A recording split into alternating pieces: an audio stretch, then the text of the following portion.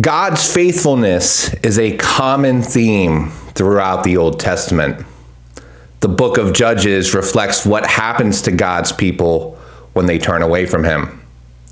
The book of Judges also reflects God's treatment of his people during their disobedience and his faithfulness to keep his promises, even to go a step above his promises while his people are disobedient.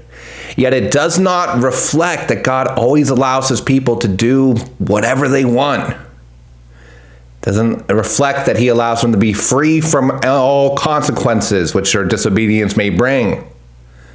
Herein, I'm going to reflect on God's faithfulness in times of obedience and in times of disobedience, where they focus on critical passages within the book of Judges. Contextually, God's promises in the books of Deuteronomy and Exodus are relevant to how God upholds his promises within the book of Judges.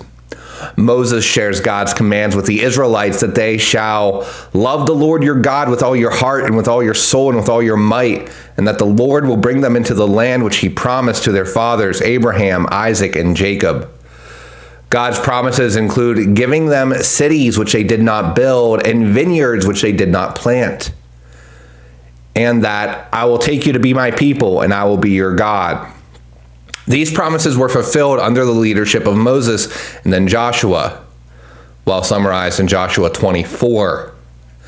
After the death of Joshua, under the leadership of Judah, Israel begins a pattern of rebellion which will then continue on a cyclical basis throughout the remainder of the text. While the Lord was with Judah and guided him to defeat the Canaanites into capturing Gaza, Ashkelon, and Ekron in Judges 17-19, elsewhere, men failed to drive out the Canaanites and instead subjected them to forced labor. This was a failure to obey God's command to drive out the inhabitants and led to there being an open door to the sin of idolatry and turning to false gods. Israel's cycle of idolatry then begins, and the people of Israel did what was evil in the sight of the Lord and served the Baals. If God were unfaithful to his promises, or if he were to treat his covenants as humanity treats our contracts, it'd be at this point when he could abandon the people of Israel completely. Yet his steadfast love and faithfulness are revealed through both his chastisement and his blessings of peace. At this point, the Lord allows them to be sold into the hands of local enemies, and his hand was against them during conflicts with their enemies. God's faithfulness to the Israelites, despite their disobedience, is summarized well in the second chapter of the book. Then the Lord raised up judges who saved them out of the hand of those who plundered them. Yet they did not listen to their judges, for they whored after other gods and bowed down to them, and they soon turned aside from the way in which their fathers had walked, who had obeyed the commandments of the Lord, and they did not do so. Whenever the Lord raised up judges for them, the Lord was with the judge, and he saved them from the hand of their enemies all the days of the judge. For the Lord was moved to pity by their groaning because of those who afflicted and oppressed them. But whenever the judge died, they turned back and were more corrupt than their fathers, going after other gods, serving them and bowing down to them. In Judges 2:16-19. Time after time, God is ready to save the Israelites from their afflictions despite their rebellion against him. After they are sold into the hands of the king of Mesopotamia and serve him for 8 years, the Lord has pity on them and their cries for mercy. I consider God's faithfulness in these passages as God often likens idolatry to adultery, and I then consider how a betrayed spouse would feel if their spouse left them for somebody else for 8 years and then finding themselves in a difficult situation, begged to rejoin their spouse in marriage as if the 8 years of adultery hadn't transpired. Yet the Lord's ways are not our ways, and he raises up Othniel and leads him to victory against the king of Mesopotamia. Then Israel has peace for 40 years. So it is true, following God may well bring out more peace, but God was clearly faithful the entire time. As the cycle of Israel's idolatry, consequences, crying out to God, and God's faithfulness repeat, the case of Gideon further reveals his grace and mercy. After Israel falls back to serving other gods, a prophet is sent to remind the Israelites of the Lord who had freed them from the Egyptians and who had told them not to serve other gods. The prophet reminds them of their disobedience, yet with no sign of repentance. The angel of the Lord speaks to Gideon and tells him to go in this might of yours and save Israel from the hand of Midian. In Judges 6:14. The case of Midian also reveals that God raised these judges while the people were crying out to him for mercy, but in no case is it evident that they had fully repented and followed the laws of the Old Testament.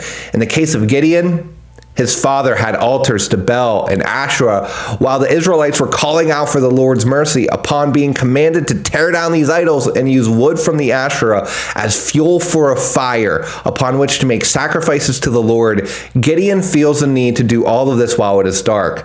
This seems to be an indication that what Israelites were following It's an indication that the Israelites were following these false gods in large numbers while others were crying out to the Lord.